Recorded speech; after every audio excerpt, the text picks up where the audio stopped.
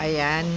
Good afternoon, everyone. Luzon, Visayas, and Mindanao. I'm back. Dr. Roslinda Duran here. This afternoon, I have a visitor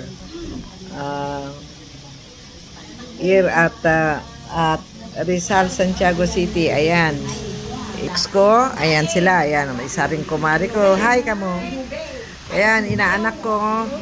Ayan, ikaw. Pangalan mo? Ayan. Hello, kamo. Ayan. Hello, I'm Nora. Oh, ayan kayo. Alin kayo. Masinig kayo. Oh, ayan. Ayan. Sila. Ayan. Well, okay. At ano kami, marites kami ngayon. Wala kaming magawa sa bahay. Kaya, ayan, may kape. Nasaan na? Kape. Bigay ng aking anak si Dr. Kat.